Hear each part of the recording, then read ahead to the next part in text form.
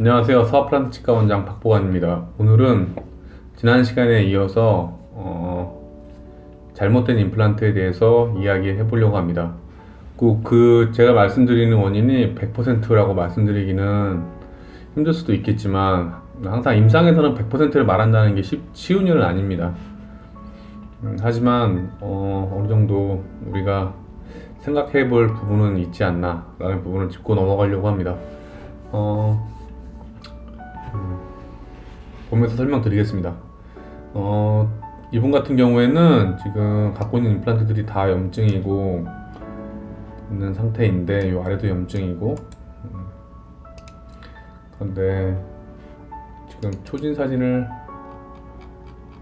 봤을 때 이렇게 다 염증 상태입니다. 밑에도 고름으로 많이 녹았고, 이쪽도. 근데 이쪽은 지금 당장 손 쓸 수 있는 상황은 아니기는 한데, 어쨌건 제가 생각하는 문제가 된 원인을 말씀드리고자 합니다.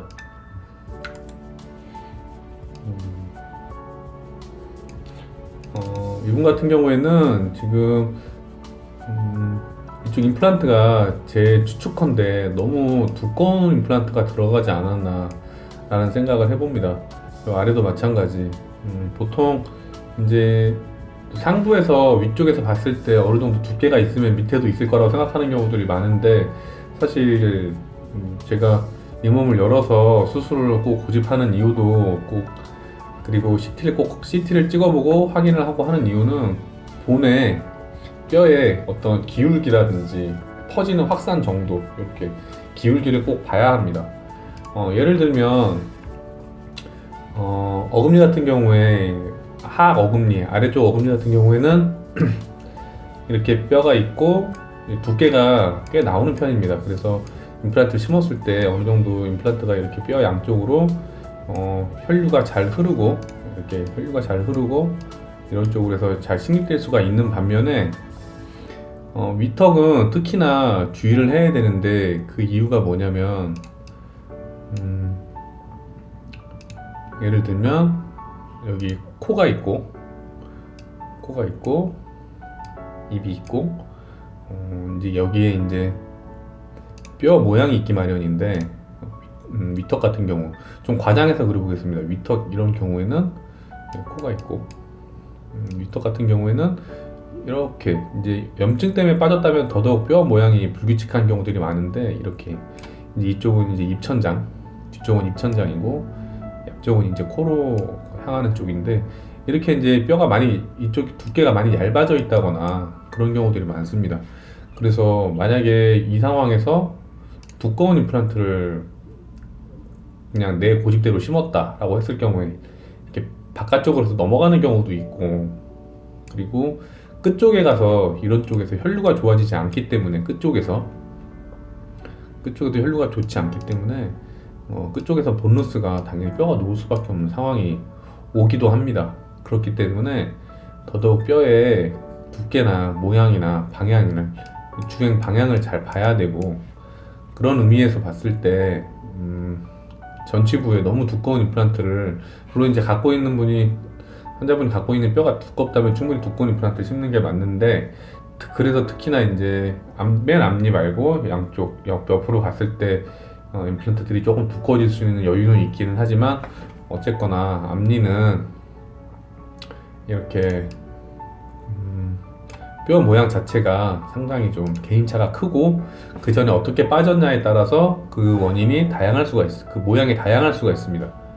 아예 그냥 이렇게 뭉툭한 모양이 있을 수도 있고, 여기에 이제 이렇게 심는다거나, 사실 이렇게 심어지는 경우는 조금 이제 많이 드문 경우고, 뭐 바깥쪽 뺨 쪽이 뼈가 녹아서, 그리고 치아 모양 자체가 원래가 치아 모양 자체가 이렇게 생기고, 앞니 같은 경우에 이렇게 자른 모양인데, 여기 앞쪽으로 이렇게 뾰족한 경우가 있고, 이렇게 뾰족한데 이쪽 바깥쪽 협착골이 아주 얇기 때문에 방향을 잘 설정을 해야 됩니다. 바깥쪽 뼈가 얇기 때문에 특히나 이제 많이 안 심은 분들은 그 부분을 간과하기가 쉬운데, 확실히 CT나 실제로 플랩을 열어보고 뼈 모양에 실제로 어느 모양으로 되는지 잘 확인해야 된다, 그 말씀 드리고자 합니다. 그래서 아마도 여기도 아마 아래쪽도 바깥쪽 뺨 쪽으로나 아마 임플란트가 어느 정도 노출되거나 그랬을 상황이 있을 수도 보여지고, 그렇게 보여지고, 앞니도 마찬가지 이런 상황이 올 수도 있고 그런 거죠. 사실 방향이 뭐 1도나 2도 이렇게 뭐 방향이 틀어졌다라는 거는 뭐 크게 이렇게 의미를 부여하는 편은 아니기는 한데 그런 부분이 있고, 그래서 이런 경우에는 이제 예를 들어서 뼈가 이렇게 두꺼운 임플란트가 바깥쪽에 가까스로 이렇게 심어져 있다거나 일부가 노출되어 있다, 이런 경우에는 제거하기가 상당히 힘듭니다. 다시 손보기가. 그러니까 후속을 그 다음을 기약하기가 너무 힘들다는 거죠. 그래서 가능하면 그냥 이 안으로 다 묻힐 수 있게, 들어갈 수 있게 임플란트를 심어줘야 문제가 생겨도 좀 더 깊이, 좀 더 두꺼운 임플란트를 심을 수가 있는데,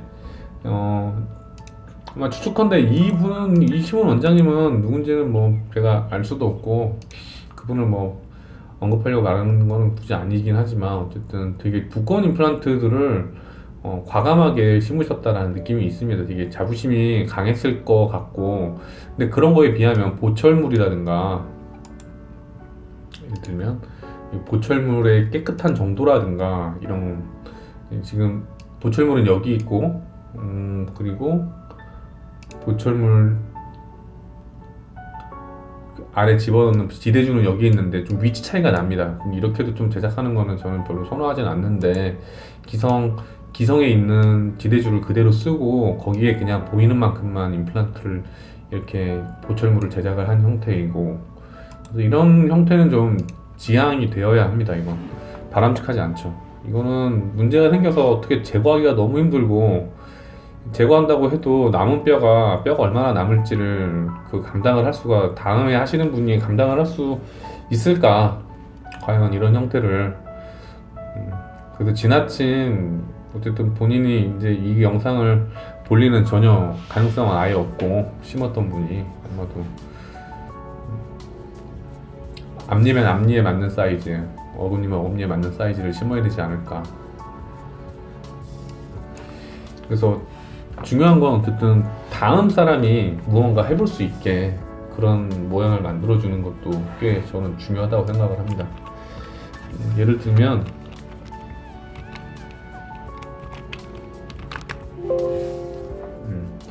이분은 예전에 이제 송곳니 세 번째 치아가 이렇게 부러져서 왔는데, 기존에 있던 기둥이 있던 치아는 그냥 끼워만 달라 해서 일단 아쉬운 대로 이렇게 윗부분만 끼워서 넣어드렸고, 그러고 나서 이제 시간이 지나고 나서 다시 오셔서 임플란트를 심어야겠다라고 계획을 하셨는데, 그럼에도 불구하고 저희가 쉽게 접근할 수 없었던 이유는 뭐냐면, 지금 이 부분이다. 이 부분. 두 치아가 뭐 지금 염증 상태에 있진 않지만 너무 근접해 보인다는 거죠. 사실 이분이 심을 때 뒤쪽으로 한 2도만 더 치축에 맞게 이 송곳니는 꽤 이렇게 뒤로 넘어가는 형태이기 때문에 그 모양에 맞게 약간 이쪽으로만 더 심어주셨어도 뒤에 사람이 뭔가 하기가 참 좋았을 텐데, 그렇다고 해서 공간이 아주 없었느냐, 그것도 아니라는 거죠. 보면은 충분히 이쪽에 보면 공간이 있거든요. 여기 이렇게 이 정도 공간이 있어서 한 2, 3도 정도 뒤로 트는 건 충분히 불가능한 일은 아니었을 텐데, 그런 아쉬움이 좀 있습니다.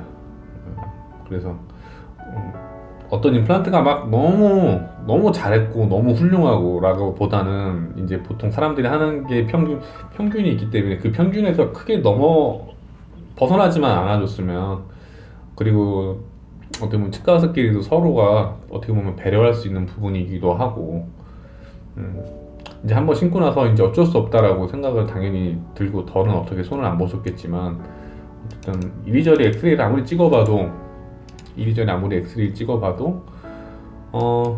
송곳니 뿌리는 이렇게 나 있고 임플란트는 이렇게 나 있는, 이렇게 집 심어져 있는데 닿았을 수도 있고 닿지 않았을 수도 있습니다. 이거는 뭐 정확히 이제 CT도 저희가 CT를 찍어보긴 하지만 CT가 이 전부를 다 말해줄 수 있는 건 아니기 때문에, 왜냐면 입체를 평면으로 풀어놓은 거기 때문에 이런 입체를 이렇게 펴서 평면에 나타낸 거기 때문에 이 사진이 전 보이는 그대로는 아닙니다. 근데 어쨌건 다른 사람들이 다시 하기도 참 쉽지 않은 케이스다. 그래서 저는 이 치아를 다시 한번 살리면 어떨까라고 생각을 해서 의견을 드리긴 했는데, 이제 이 치아를 기둥을 한번 하셨기 때문에 그 기둥을 했던 치아 자체에 대한 불신이랄까, 혹은 이제 그게 이제 발치하면서 이제 옆에 있는 임플란트가 노출된다거나 혹은 뭐 문제가 된다거나 하는 혹시 그런 경우가 있을까봐 저는 이제 리퍼를 했는데, 뭐 이거 경우에 따라서는 밖으로 강제로 꺼내면서 발치하는 방법도 있고, 그래서 그렇습니다. 어쨌거나 이분도 그렇고 아까 그분도 그렇고 제발 이런 것만은 아니었으면 좋겠다라는 그런 거는 저 스스로 이렇게 보면서 제가 한 거든 다른 사람이 한 거든 복귀를 하면서 의미를 찾아가는 게 정말 저는 중요하다고 생각을 합니다.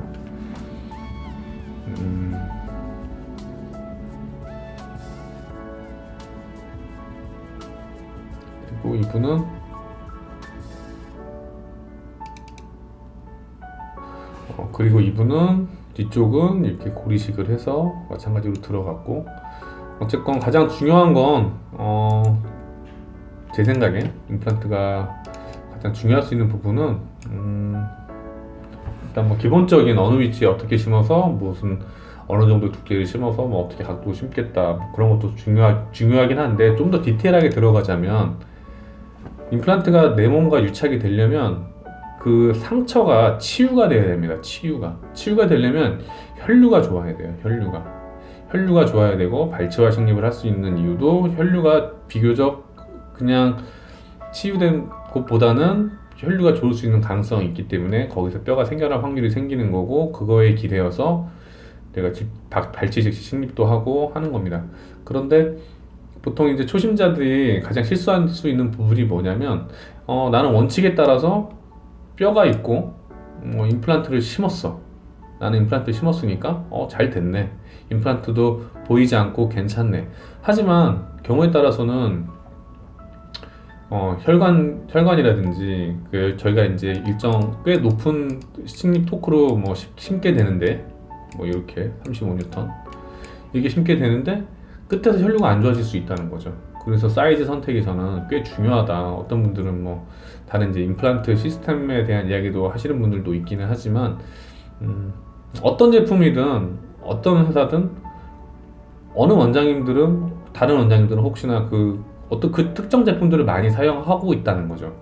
그 제품 자체가 문제라는 경우는 솔직히 저는 잘 수긍이 안 되고, 그리고 뭐 원바디 임플란트라는 그런 얘기도 있긴 하지만, 사실 그게 해외에서까지 크게 아직 인정받거나 루틴하게 다들 그게 더 낫다라고 해서 서로 인정해주고 그런 부분은 또 아니기 때문에, 어쨌거나 가장 중요한 부분은 제 생각에는 임플란트가 뼈 주변에 이렇게, 제가 이제 주변에 다른 이분한테 심은 건데, 그 주변에 충분히 골 조직이 있어야 되고, 그 골 조직 자체도 어느 정도 혈류가 꽤 잘 돌아야 되고, 그래서 치유가 잘 돼야 되고, 그래서 유지가 잘 되고, 그런 시스템이라는 거죠. 이렇게 너무 이제 끝쪽에 가서 큰 임플란트, 전치부 얇은 뼈에 두꺼운 임플란트를 심어서 혈류가 좋아지지 않은 상황. 근데 때로는 이제 이런 상황에서도 혈류가 좋을 수 있기는 합니다만, 항상 이제 본인이 심으면서 그 주변에서 블리딩 되는 양상이라든지 그런 걸 꼭 확인을 해야 되고, 그리고 드릴링 하면서 나오는 뼈의 모양이라든지 뼈가 피에 젖어 있는지, 아니면 마른 뼈만 나오는지, 피질골, 단단한 하얀 뼈만 나오는지, 그런 것도 확인을 해야 되고,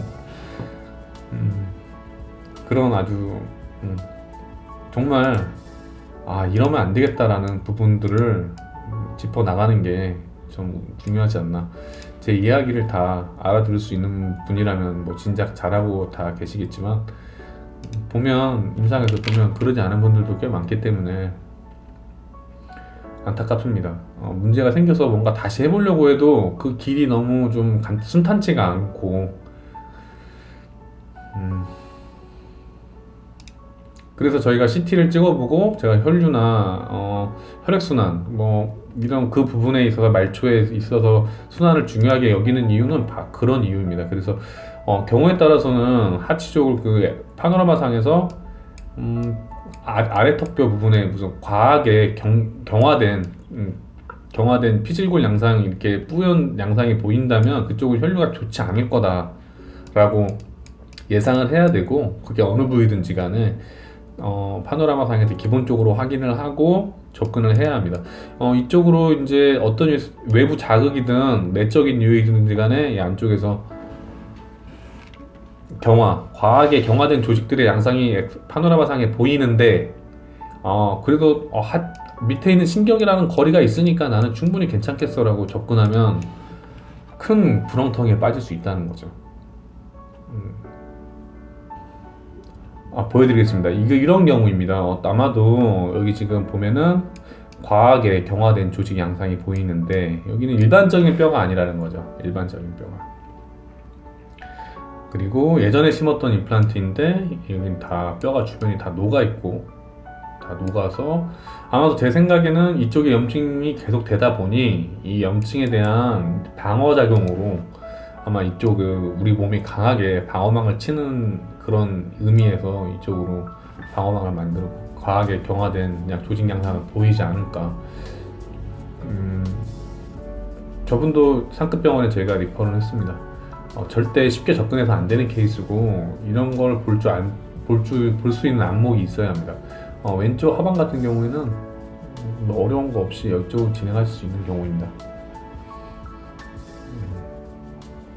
어쨌든 기본적으로 갖고 있는 뼈의 모양과 그리고 그 골의 질에 대해서 정말 생각해야 된다. 그리고 나에서 끝나는 게 아니라 그 임플란트 신고 나서 혹시 임플란트가 문제가 되고 그분이 다른 병원에 가더라도 그게 비교적 수습이 가능하려면 그 정도는 서로 지켜줘야 된다. 그런 이야기를 하고자 했습니다. 2019년 1월 2일 오늘은 여기까지 하겠습니다. 다음에 또 다른 이야기로 찾아뵙겠습니다. 감사합니다.